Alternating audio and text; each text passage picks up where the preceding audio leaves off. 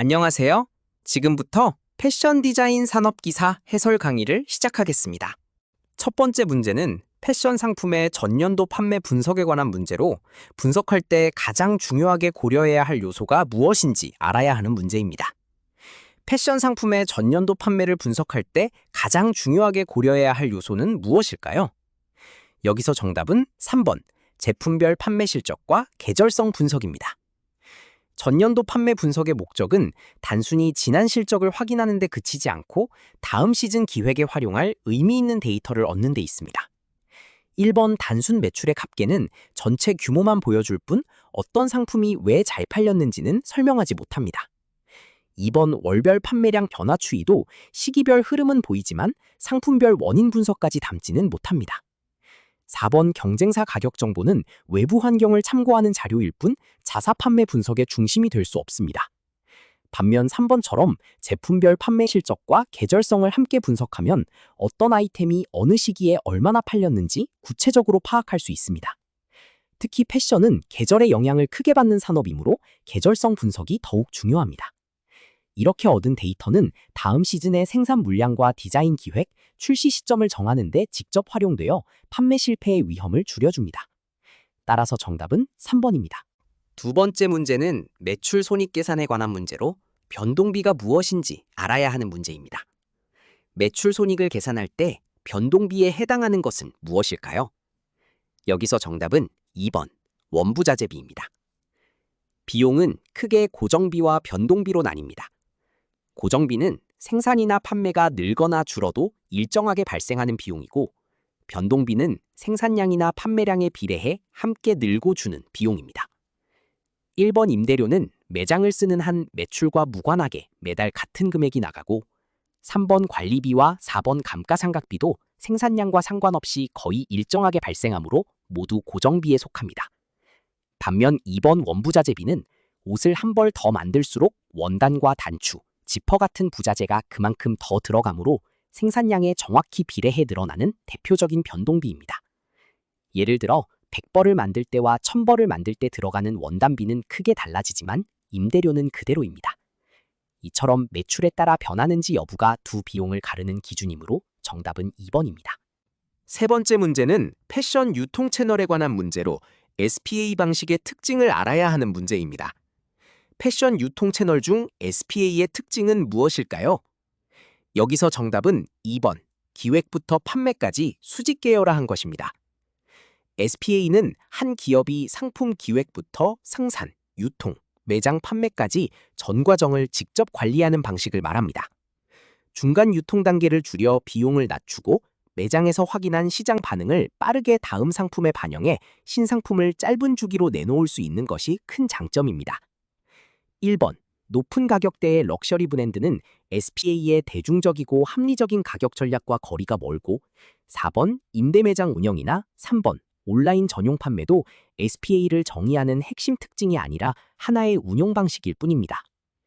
SPA의 본질은 2번처럼 기획에서 판매까지 모든 과정을 하나로 묶어 직접 통제하는 수직 계열화 구조에 있으며, 대표적으로 자라나 유니클로가 이 모델을 따릅니다. 이 구조 덕분에 빠른 상품 회전과 합리적인 가격을 동시에 실현할 수 있으므로 정답은 2번입니다. 안녕하세요. 지금부터 패션 디자인 산업 기사 해설 강의를 시작하겠습니다. 첫 번째 문제는 울섬유의 특성에 관한 문제로 울섬유의 올바른 성질이 무엇인지 알아야 하는 문제입니다. 울섬유의 특성으로 옳은 것은 무엇일까요? 여기서 정답은 2번, 축용성이 있다입니다. 울섬유는 양모에서 얻는 단백질 계열의 천연섬유로 표면에 비늘 모양의 스케일 구조가 있습니다. 이 스케일이 물과 열, 압력을 받으면 서로 얽히고 수축되어 줄어드는 현상을 축용성 또는 펠팅이라고 합니다. 그래서 울 제품은 세탁 시 뜨거운 물을 쓰면 크게 줄어들 수 있어 주의해야 합니다. 1번, 열에 강하다는 틀렸습니다. 울은 단백질 섬유라 고온에서 변성되거나 황변하기 쉽습니다. 3번, 내마모성이 우수하다도 틀렸습니다. 울은 마찰에 비교적 약해 쉽게 닳고 보풀이 잘 생깁니다. 4번, 산에 약하다는 틀렸습니다. 단백질 섬유인 울은 오히려 묽은 산에는 강하고 강알칼리, 가성소다 등에 약합니다. 울 제품에는 중성세제를 써야 하는 이유도 알칼리에 약하기 때문입니다. 따라서 정답은 2번입니다. 두 번째 문제는 재생섬유의 종류에 관한 문제로 재생섬유에 해당하지 않는 것이 무엇인지 알아야 하는 문제입니다. 재생섬유에 해당하지 않는 것은 무엇일까요? 여기서 정답은 3번 아세테이트입니다. 재생섬유는 목재 펄프 등 천연 셀룰로스를 용매에 녹인 뒤 다시 실형태로 방사한 섬유를 말합니다. 1번 비스코스 레이온은 셀룰로스를 수산화 나트륨과 이황화탄소로 녹여 방사한 대표적인 재생섬유이며 흡습성이 뛰어나 여름 의류에 많이 쓰입니다. 2번 큐프라는 셀룰로스를 구리암모니아 용액에 녹여 만든 재생섬유로 광택이 부드럽고 안감용으로 인기가 높습니다. 4번 텐셀은 친환경 용매를 사용한 재생섬유로 강도가 높고 흡습성도 우수해 친환경 소재로 각광받습니다. 반면 3번 아세테이트는 셀룰로스의 아세트산을 반응시켜 분자 구조를 화학적으로 변형한 섬유로 재생섬유가 아닌 반합성 섬유로 분류합니다. 레이온, 큐프라, 텐셀은 재생섬유, 아세테이트는 반합성 섬유로 외워두세요. 따라서 정답은 3번입니다. 세 번째 문제는 아크릴 섬유의 특성에 관한 문제로 아크릴의 특성으로 옳지 않은 것이 무엇인지 알아야 하는 문제입니다. 아크릴의 특성으로 옳지 않은 것은 무엇일까요? 여기서 정답은 4번, 탄성이 우수하다입니다. 아크릴 섬유는 합성 섬유 중 울과 가장 비슷한 특성을 지녀 인조울이라고도 불립니다. 1번, 보온성이 우수하다는 맞습니다. 가볍고 따뜻해 니트, 담요, 인조모피 등에 널리 활용되며 가격도 울보다 저렴합니다. 2번, 울과 유사한 촉감을 가진다도 맞습니다. 부드럽고 따뜻한 느낌이 울과 흡사해 저렴한 대체재로 많이 쓰입니다. 3번, 내광성이 우수하다도 맞습니다. 햇빛에 강해 색이 잘 바래지 않아 옥외용 소재나 운동복에도 활용됩니다. 그러나 4번, 탄성이 우수하다는 틀렸습니다. 아크릴은 탄성 회복률이 낮아 한번 늘어나면 원래 형태로 돌아오기 어렵고 변형되기 쉬운 것이 대표적인 단점입니다. 탄성이 가장 우수한 섬유는 스판덱스이며 울도 아크릴보다 탄성이 훨씬 좋습니다. 따라서 정답은 4번입니다. 안녕하세요. 지금부터 패션 디자인 산업기사 해설 강의를 시작하겠습니다. 첫 번째 문제는 의복 제작 방법 경향 중 패스트 패션의 특징에 관한 문제로 패스트 패션의 주요 특성을 알아야 하는 문제입니다. 의복 제작 방법 경향 중 최근 패스트 패션의 특징으로 가장 적절한 것은 무엇일까요? 여기서 정답은 2번, 빠른 생산과 저렴한 가격의 트렌드 반영입니다.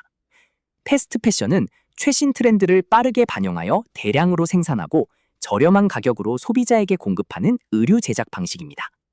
빠른 회전율과 높은 가격 경쟁력이 핵심으로 시즌마다 수십 번씩 새로운 상품을 선보이는 브랜드가 이에 해당합니다.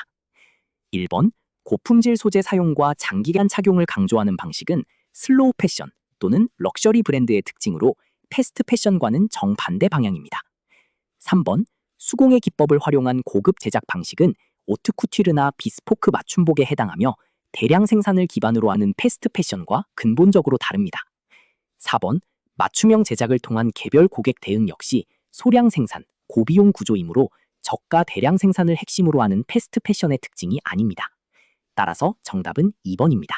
두 번째 문제는 샘플 겉감 패턴 제작 시 연단 작업에 관한 문제로 연단 작업의 정확한 의미를 알아야 하는 문제입니다. 샘플 겉감 패턴 제작 시 연단 작업에 대한 설명으로 옳은 것은 무엇일까요? 여기서 정답은 1번, 원단을 접어서 겹쳐 놓는 작업입니다. 연단은 레이업은 재단 작업에 앞서 원단을 작업 테이블 위에 겹겹이 쌓아 올리는 핵심 준비 공정입니다. 이 과정에서 원단의 올 방향, 무늬의 일치 여부, 앞뒷면 방향 등을 꼼꼼히 확인해야 하며 여러 겹을 동시에 재단하여 생산 효율을 크게 높이는 것이 핵심 목적입니다. 2번, 패턴을 원단에 배치하는 작업은 마킹 또는 연단 이후에 진행되는 별도의 배치 단계로 연단과는 구분됩니다. 3번, 원단을 재단하는 작업은 커팅이라 하며 연단이 완료된 이후에 이루어지는 후속 공정입니다. 4번, 패턴을 수정하는 작업은 패턴 보정 단계에 해당하며 연단과는 전혀 다른 별개의 작업입니다. 연단은 재단 효율을 높이기 위한 핵심 준비 공정이므로 정답은 1번입니다. 세 번째 문제는 부속 패턴 제작 시 포켓의 종류에 관한 문제로 겉에서 보이지 않는 포켓이 무엇인지 알아야 하는 문제입니다. 부속 패턴 제작 시 포켓의 종류 중 겉에서 보이지 않는 포켓은 무엇일까요? 여기서 정답은 3번 인심 포켓입니다.